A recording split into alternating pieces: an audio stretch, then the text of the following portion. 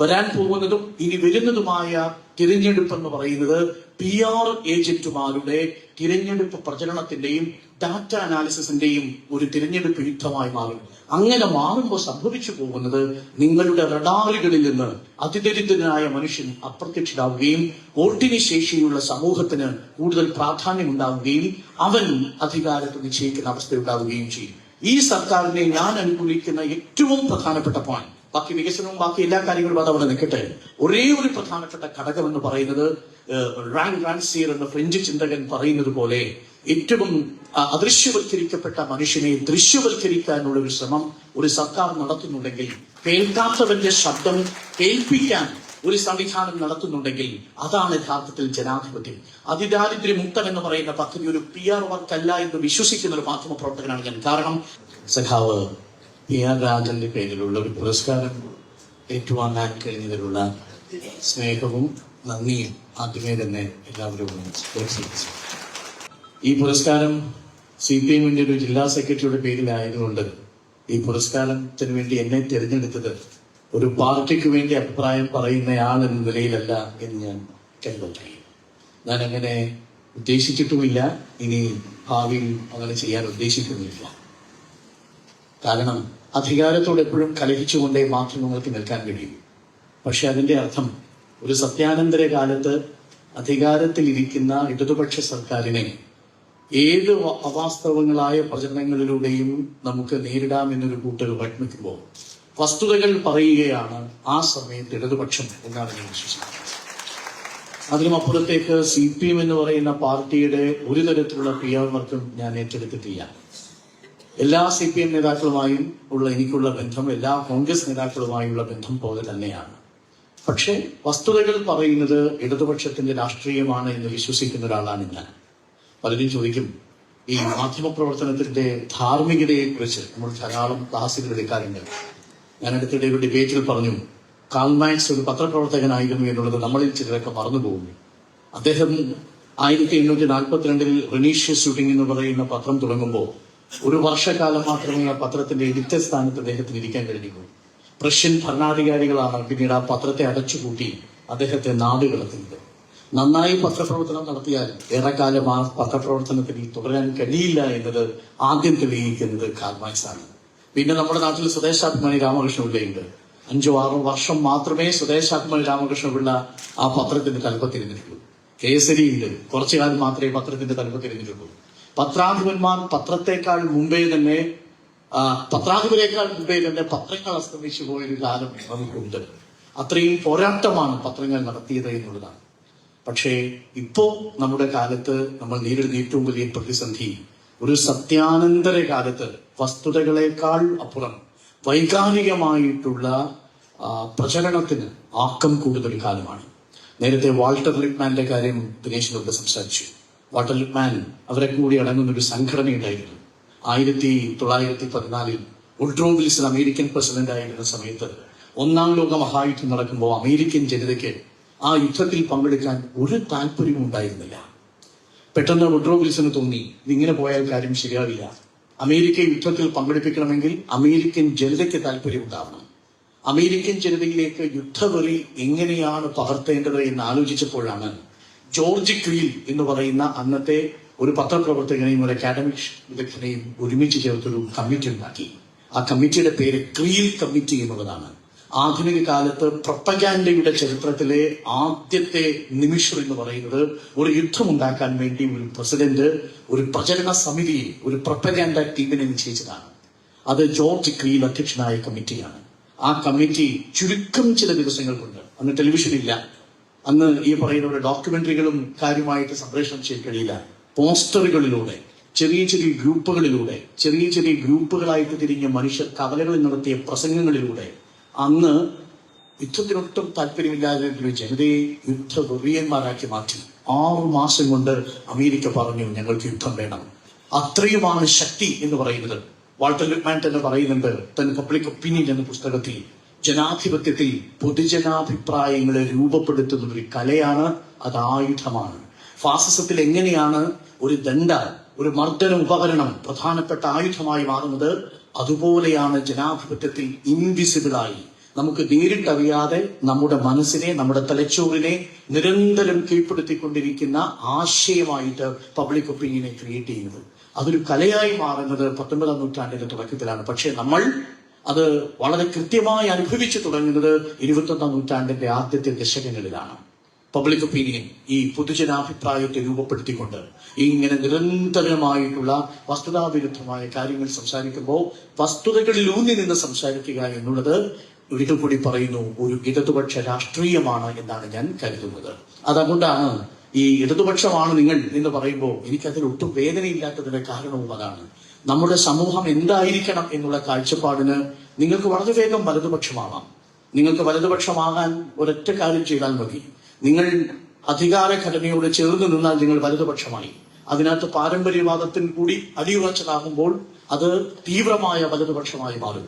കോർപ്പറേറ്റുകൾക്കൊപ്പം ചേർന്ന് നിൽക്കുന്നത് ഒരു വലത് മധ്യമാണെങ്കിൽ, തീവ്ര വലത് ആവണമെന്നുണ്ടെങ്കിൽ ആ ആചാരങ്ങളിലേക്ക് അല്ലെങ്കിൽ പാരമ്പര്യത്തിലേക്ക് കൂടി മുങ്ങിയാൽ മതി. പക്ഷെ ഇടതുപക്ഷമാകുന്നതിന് വായിക്കേണ്ടതുണ്ട്, വസ്തുതകൾ അറിയേണ്ടതുണ്ട്, ചരിത്രത്തെ ഓർമ്മിക്കേണ്ടതുണ്ട് എന്നുള്ളതാണ് പ്രധാനപ്പെട്ട കാര്യം. അത് അത്യന്തം ദുഷ്കരമായ കാര്യമാണ്. വായനയിൽ നിന്ന് കുറവ് പോകുന്ന ഒരു സമൂഹത്തെ സംബന്ധിച്ച് സ്വാഭാവികമായി തെരഞ്ഞെടുപ്പ് വലതുപക്ഷത്തിൻ്റെതായിരിക്കും. അതുകൊണ്ടാണ് ഏതെങ്കിലും ഒരു മാധ്യമപ്രവർത്തകൻ കാശു വാങ്ങി ഈ പണി ചെയ്യുന്നുവെന്ന് ഞാൻ കരുതുന്നില്ല.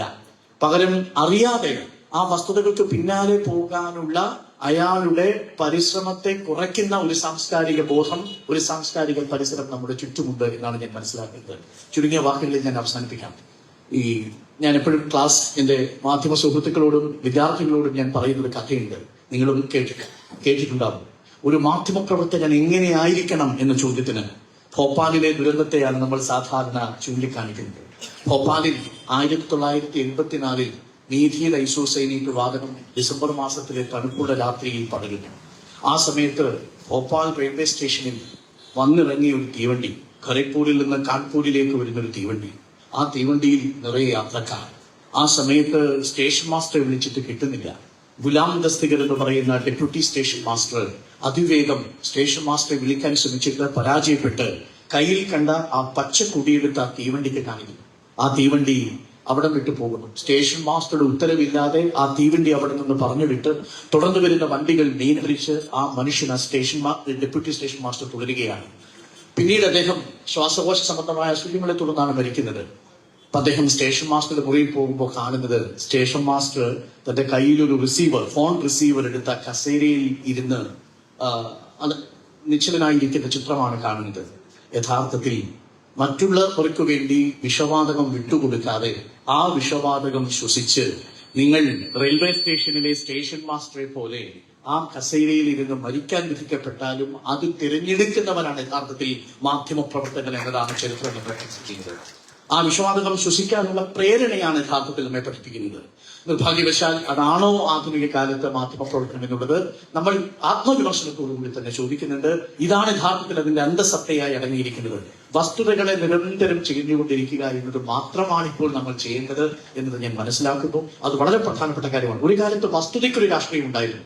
ഫാക്ട് എന്ന് പറയുന്നത് മാർക്സിസ്റ്റ് വിരുദ്ധമായ ആശയമായിരുന്നു. കാര്യം വാല്യൂ ഇല്ലാതെ ഫാക്ട്, വസ്തുതകൾ മാത്രം അവതരിപ്പിക്കുന്നത് ഒരു കോർപ്പറേറ്റ് രീതിയായിരുന്നു. ഇന്ന് അതിലും അപ്പുറത്തേക്ക് പോയി ഫാക്ട് തന്നെ മിസ്റെപ്രസെന്റ് ചെയ്യുന്ന കാലമാണ്. നിങ്ങൾ ഓർമ്മിച്ചോളൂ, നിങ്ങൾ കരുതിക്കോളൂ, ഈ നിയമസഭാ തെരഞ്ഞെടുപ്പ്, കഴിഞ്ഞ ലോക്സഭാ തെരഞ്ഞെടുപ്പ് കണ്ടതുപോലെ ഈ നിയമസഭാ തെരഞ്ഞെടുപ്പും ഇനി വരും തിരഞ്ഞെടുപ്പുകളും PR-ന്റെ യുദ്ധമായിരിക്കും എന്നുള്ളതാണ്. നിങ്ങൾക്ക് ഇന്നേ വരെ കേട്ടിട്ടില്ലാത്ത ചില പേരുകൾ നിങ്ങൾ കേൾക്കുന്നു. പണ്ടുകൊണ്ട് നമ്മുടെ നാട്ടിലെ ചെറിയ PR ഏജന്റുമാര്, PR വർക്ക് ചെയ്യുന്നവര്, അത് പാർട്ടിയിലെ സാധാരണക്കാരായ മനുഷ്യര് ഒരുമിച്ച് കൂടി പ്രാദേശികമായി എങ്ങനെയാണ് നിങ്ങളുടെ പാർട്ടി പദ്ധതികൾ തീരുമാനിക്കുന്നത് എന്നതായിരുന്നു. നാട്ടിൻ പുറത്തെ കനകൂലുമാരായിരുന്നു അവര് കലങ്ങിന്റെ പുറത്തിരുന്ന്, ചിലപ്പോ ഒരു ചായപ്പീടികയിലിരുന്ന്, ചിലപ്പോ ഒരു കട്ടൻ കാപ്പിയുടെയും കട്ടൻ ചായയുടെയും പരിപ്പുവടയുടെയും കൂടി മാത്രം സഹായത്തോടുകൂടി അന്നത്തെ കനകൂലുമാര് പാർട്ടിയുടെ തന്ത്രങ്ങൾ തെളിയുമായിരുന്നു. അതിൽ ചില കനകൂലുമാര് കഥാപ്രസംഗം പറയുമായിരുന്നു. അതിൽ ചില കനകൂലുമാര് നാടകത്തിലൂടെ കഥ പറയുമായിരുന്നു. ചില കനകൂലുമാര് കവിത എഴുതുമായിരുന്നു. പക്ഷേ ഇന്ന് കനകൂലു എന്നുള്ള വാക്ക് ഒരു PR-നെ റെപ്രസെന്റ് ചെയ്ത്, കനകൂലു മാത്രമല്ല, പ്രശാന്ത് കിഷോർ ആണെങ്കിലും ജനാധിപത്യത്തെ പബ്ലിക് ഒപ്പീനിയൻ മേക്ക് ചെയ്യുന്ന ഒരു കലയായി, അതിന്റെ ഒരു ഇൻഡസ്ട്രിയാക്കി മാറ്റി എന്നുള്ളതാണ് ഏറ്റവും വലിയ ദുരന്തം. അങ്ങനെ വരുമ്പോ ജനങ്ങളിൽ നിന്ന് അകന്നു പോവുകയും നിങ്ങൾക്ക് ജനങ്ങളെ തൊടാൻ മറ്റൊരാളുടെ സാന്നിധ്യം വേണം എന്ന് മനസ്സിലാക്കുകയും ചെയ്യുന്നു. ജനങ്ങളുടെ മനസ്സറിയാൻ നിങ്ങൾ മൂന്നാമതൊരാളിലേക്ക് പോകുമ്പോൾ നിങ്ങളിലെ രാഷ്ട്രീയ പ്രവർത്തകൻ മരിക്കുകയും നിങ്ങൾ കേവലം ഒരു പ്രൊഫഷണൽ ആയിട്ടുള്ള ഒരു PR ഏജന്റിന്റെ ക്ലയന്റ് ആയിട്ട് മാറുകയും ചെയ്യുന്നു എന്നുള്ളതാണ് വാസ്തവം. ഇത് ഏത് പാർട്ടി ചെയ്യുമ്പോഴും അത് സാധ്യമാണ്. ജനങ്ങളുടെ മനസ്സ് നേരിട്ടറിയുന്ന ആ സ്പന്ദമാകെ നഷ്ടപ്പെട്ടു പോകുമ്പോഴാണ് നിങ്ങൾക്ക് പണം കൊടുത്തൊരു PR ഏജൻസിയെ നിങ്ങൾക്ക് എടുക്കേണ്ടി വരുന്നത്. എപ്പോഴും നമ്മൾ പറയാറില്ലേ, ഈ മുദ്രാവാക്യങ്ങൾ കവിതകളാകുന്നത് രാഷ്ട്രീയം സർഗാത്മകമാകുമ്പോഴാണ്. രാഷ്ട്രീയം സർഗാത്മകമാകുന്നില്ലെങ്കിൽ കനകൂലുമാരുടെ ഫോർമുലകളാണ് നിങ്ങളുടെ രാഷ്ട്രീയത്തെ തീരുമാനിക്കുന്നത്. അതൊരു പാർട്ടിയുടെ പേരിൽ പറയാനല്ല. കനകൂലുവിനെ മോശമായി കാണുന്നുമില്ല ഞാൻ. കനകൂലുവിന്റെ ഏറ്റവും ഒടുവിലത്തെ പഠനം എന്റെ കയ്യിൽ കിട്ടിയിട്ടുണ്ട്. ഞാനത് പഠിച്ചിട്ടുണ്ട്. വളരെ കൃത്യമായ ആഴമേറിയ ഡാറ്റ വെച്ചുള്ള വിശകലനമാണ് അതിൽ നടക്കുന്നത്. ഡാറ്റ വെച്ചുള്ള പഠനം ഒരു കാലത്ത് നമ്മൾ നടത്തിയത് എങ്ങനെയാണ് എന്നുള്ളത് നമ്മൾ ഒരിക്കൽ കൂടി ഓർമ്മിക്കണമെന്ന് മാത്രമേ ഉള്ളൂ. വരാൻ പോകുന്നതും ഇനി വരുന്നതുമായ തിരഞ്ഞെടുപ്പ് എന്ന് പറയുന്നത് PR ഏജന്റുമാരുടെ തിരഞ്ഞെടുപ്പ് പ്രചരണത്തിന്റെയും ഡാറ്റ അനാലിസിസിന്റെയും ഒരു തിരഞ്ഞെടുപ്പ് യുദ്ധമായി മാറും. അങ്ങനെ മാറുമ്പോൾ സംഭവിച്ചു പോകുന്നത് നിങ്ങളുടെ റഡാറുകളിൽ നിന്ന് അതിദരിദ്രനായ മനുഷ്യൻ അപ്രത്യക്ഷരാകുകയും വോട്ടിന് ശേഷിയുള്ള സമൂഹത്തിന് കൂടുതൽ പ്രാധാന്യമുണ്ടാവുകയും അവൻ അധികാരത്തെ നിശ്ചയിക്കുന്ന അവസ്ഥയുണ്ടാവുകയും ചെയ്യും. ഈ സർക്കാരിനെ ഞാൻ അനുകൂലിക്കുന്ന ഏറ്റവും പ്രധാനപ്പെട്ട പോയിന്റ്, ബാക്കി വികസനവും ബാക്കി എല്ലാ കാര്യങ്ങളും അതവിടെ നിൽക്കട്ടെ, ഒരേ ഒരു പ്രധാനപ്പെട്ട ഘടകം എന്ന് പറയുന്നത് റാൻസിയർ എന്ന ഫ്രഞ്ച് ചിന്തകൻ പറയുന്നത് പോലെ ഏറ്റവും അദൃശ്യവൽക്കരിക്കപ്പെട്ട മനുഷ്യനെ ദൃശ്യവൽക്കരിക്കാനുള്ള ഒരു ശ്രമം ഒരു സർക്കാർ നടത്തുന്നുണ്ടെങ്കിൽ, കേൾക്കാത്തവന്റെ ശബ്ദം കേൾപ്പിക്കാൻ ഒരു സംവിധാനം നടത്തുന്നുണ്ടെങ്കിൽ അതാണ് യഥാർത്ഥത്തിൽ ജനാധിപത്യം. അതിദാരിദ്ര്യമുക്തം എന്ന് പറയുന്ന പദ്ധതി ഒരു PR വർക്കല്ല എന്ന് വിശ്വസിക്കുന്ന ഒരു മാധ്യമ പ്രവർത്തകനാണ് ഞാൻ. കാരണം ആ പരിപാടി എന്താണ് എന്ന് അടുത്ത് നിന്നറിയാനുള്ള ഒരു സാഹചര്യം എനിക്കുണ്ടായിട്ടുണ്ട്. 16,000 പേരേ ഉള്ളൂ, 16,000 കുടുംബങ്ങളെ ഉള്ളൂ. പക്ഷെ ആ മനുഷ്യരിലേക്ക് സംവിധാനം ഇറങ്ങി ചെല്ലുന്നത് എങ്ങനെയാണ് എന്നുള്ളത് അടുത്ത കാലത്തൊന്നും കേരളത്തിന്റെ രാഷ്ട്രീയം കണ്ടിട്ടില്ല. ആ ഒരൊറ്റ കാരണം മാത്രമാണ് ഈ സർക്കാർ ആ അർത്ഥത്തിൽ ഈ റഡാറിൽ നിന്ന് പുറത്തുപോയ മനുഷ്യരെ തിരിച്ചു കൊണ്ടുവരാൻ ശ്രമം നടത്തി എന്ന് ഞാൻ പറയുന്നത്. ബാക്കി എല്ലാ വിമർശനങ്ങളും എല്ലാ മാധ്യമപ്രവർത്തകരെ പോലെയും എനിക്കുണ്ട്. അധികാരം നമ്മളെ ദുഷിപ്പിക്കും. അധികാരം നമ്മൾ ധരിക്കുന്ന വസ്ത്രത്തിൽ, നമ്മൾ കേൾക്കുന്ന പാട്ടിൽ, നമ്മൾ കാണുന്ന കലാരൂപങ്ങളിൽ, നമ്മൾ നിരന്തരം ഇടപെടുന്ന മൊബൈൽ ഫോണിലെ റീലുകളിൽ നമ്മളല്ലാതാക്കി മാറ്റുന്ന, നമ്മളുടെ രാഷ്ട്രീയം ചോട്ടിക്കളയുന്ന ഒരുപാട് ഘടകങ്ങളുണ്ട്. നമ്മൾ അറിയാതെ നമ്മളെ മോഹിപ്പിക്കുന്ന വലയങ്ങളുണ്ട്. സാധാരണ പറയാറുണ്ട്, AKG പണ്ട് ഡൽഹിയിലെ അധികാര ഇടനാഴികളിൽ നിന്ന് ഈ MP-മാരുടെ വീടുകളിലേക്ക് അപ്രതീക്ഷിത സന്ദർശനം നടത്തുമായിരുന്നു. അധികാരത്തിന്റെ ഇടനാഴികളിൽ ഇവർ പ്രലോഭിപ്പിക്കപ്പെടുന്നുണ്ടോ എന്നതറിയാൻ. ഇന്ന് വിദേശത്തേക്ക് പോയി തിരിച്ചു വരുന്ന മനുഷ്യരിലും അധികാരം അവരുടെ സങ്കല്പങ്ങളിൽ പലതും നഷ്ടപ്പെട്ടു പോകുന്നത് നമ്മൾ കാണാറുണ്ട്. നിങ്ങൾ അറിയാതെ നിങ്ങളുടെ യാത്രകൾ നിങ്ങളിൽ നിന്ന്, നിങ്ങളുടെ രാഷ്ട്രീയത്തെ നഷ്ടപ്പെടുത്താതിരിക്കട്ടെ. നിങ്ങൾ കാണുന്ന സിനിമകളിൽ നിന്ന്, നിങ്ങളുടെ എന്റർടൈൻമെന്റിൽ നിന്ന്, വായിക്കുന്ന പുസ്തകങ്ങളിൽ നിന്ന്, കാണുന്ന TV ഷോകളിൽ നിന്ന് നിങ്ങളുടെ രാഷ്ട്രീയത്തെ നഷ്ടപ്പെടുത്താതിരിക്കട്ടെ എന്ന് മാത്രം പറയുന്നു. നിങ്ങൾ ഓർമ്മിക്കുന്നുണ്ടാവും, ഞാനൊക്കെ കൊല്ലത്ത് കഥാപ്രസംഗം കേട്ട് വളർന്നയാളാണ്. ഇപ്പോഴും നമ്മുടെ മനസ്സിൽ സാംബശിവന്റെ കഥാപ്രസംഗങ്ങൾ ഇങ്ങനെ കേൾക്കുമ്പോൾ നിങ്ങളുടെ മനസ്സിൽ ഉണ്ടാകുന്ന വികാരവും ഒരു റീല് കാണുമ്പോൾ നിങ്ങളുടെ മനസ്സിലുണ്ടാകുന്ന വികാരവും രണ്ടാണ്. അതിനെ പിന്നീട് സാംസ്കാരിക രാഷ്ട്രീയത്തിൽ ഒരുപാട് വിശകലനങ്ങളിലൂടെയൊക്കെ നമുക്ക് പറയേണ്ടി വരും. അതൊക്കെ പിന്നീട് ഒരു അവസരത്തിലാവാം. ഒറ്റ കാര്യം മാത്രം പറഞ്ഞ് അവസാനിപ്പിക്കാം. ഇടുന്ന വസ്ത്രം, സഞ്ചരിക്കുന്ന പാത, കാണുന്ന നാടകം, കാണുന്ന കലാരൂപം, നിങ്ങൾ ഇടപെടുന്ന മനുഷ്യർ, നിങ്ങളുടെ തൊഴിൽ, ഇതെല്ലാം നിങ്ങളുടെ ഉള്ളിലെ രാഷ്ട്രീയത്തെ മാറ്റിമറിക്കാൻ ശേഷിയുണ്ട്. അതിനും അപ്പുറമാണ് നിങ്ങളിലേക്ക് എത്തിക്കൊണ്ടിരിക്കുന്ന പ്രത്യേകതരം കാഴ്ചകളെ കരുതിയിരിക്കണമെന്ന് മാത്രം സൂചിപ്പിച്ചുകൊണ്ട് പ്രിയപ്പെട്ട പ്രേക്ഷകരെ ഞാൻ അവസാനിപ്പിക്കുന്നു. ഈ അവാർഡിന് തിരഞ്ഞെടുത്തതിനുള്ള സ്നേഹവും നന്ദിയും അറിയിക്കുന്നതിനോടൊപ്പം പുരസ്കാരങ്ങൾ കിട്ടുമ്പോൾ പൈസ കിട്ടുന്നു എന്നുള്ളത് വളരെ സന്തോഷമുള്ള കാര്യമാണ്. ഈ പുരസ്കാര പ്രഖ്യാപനം വരുമ്പോൾ ഞങ്ങൾ മാധ്യമപ്രവർത്തകരുടെ ഡെസ്കിൽ ആദ്യം ചോദിക്കുന്നത് പൈസ ഉണ്ടോ എന്നാണ് ആദ്യം ചോദിക്കുന്നത്. പൈസ ഇല്ലാത്ത പുരസ്കാരങ്ങൾ എന്ന് പറയുന്നത് മാധ്യമപ്രവർത്തകരെ അവിടെ എത്തിക്കാനുള്ള കുറുക്കുവഴികളാണെന്നുള്ളത് ഞങ്ങൾക്കറിയാം.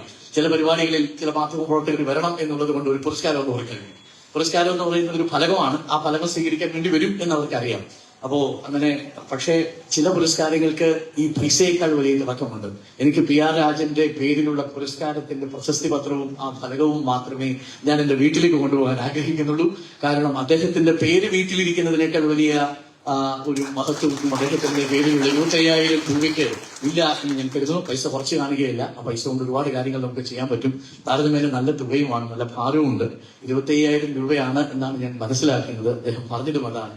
അപ്പോ ഈ പൈസ ഞാൻ തിരിച്ച് കമ്മിറ്റിയല്ല ഏൽപ്പിക്കുന്നത്. അദ്ദേഹത്തോട് ഞാൻ ചോദിച്ചു, നമുക്കിത് ഉപയോഗപ്രദമായ മറ്റേതെങ്കിലും സംവിധാനത്തിലേക്ക് ഉപയോഗിക്കാൻ പറ്റിയെന്നായിരിക്കും. സെറിബ്രൽ സെറിബ്രലുമായി ബന്ധപ്പെട്ടുകൊണ്ടുള്ള അല്ലെ പക്ഷാഘാതം സംഭവിച്ച കുട്ടികൾക്ക് വേണ്ടിയിട്ടുള്ള ഒരു സന്നദ്ധ പ്രവർത്തനങ്ങൾ ഇവിടെ നടക്കുന്നുണ്ട്. ഒരു ഡോക്ടറുടെ നേതൃത്വത്തിലാണെന്ന് ഞാൻ മനസ്സിലാക്കുന്നു. എനിക്ക് ആ കുട്ടികളെ അറിയില്ല, ഡോക്ടറെയും എനിക്കറിയില്ല. സെറിബ്രൽ ഖാദർ പറഞ്ഞുള്ള ഒരു അറിവ് മാത്രമേ ഉള്ളൂ. ആ കുട്ടികൾക്ക് കഴിയുന്നതും പ്രകാരം ഉപയോഗിക്കാൻ കഴിയുമെങ്കിൽ ഉപയോഗിക്കട്ടെ എന്ന് മാത്രം പറയുന്നു. അപ്പോൾ പ്രിയപ്പെട്ട പ്രേക്ഷകരെ, അത് ഞാൻ അദ്ദേഹത്തിന്റെ കയ്യിൽ തിരിച്ചു കൊടുക്കുകയും ചെയ്യുന്നു. ആ കുട്ടികൾക്ക് നല്ലത് വരട്ടെ എന്ന് മാത്രം ആശംസിക്കുന്നു. പ്രിയപ്പെട്ടവരെ, സ്നേഹത്തോടെ ഇവിടെ പറയുന്നു. നന്ദി, നമസ്കാരം.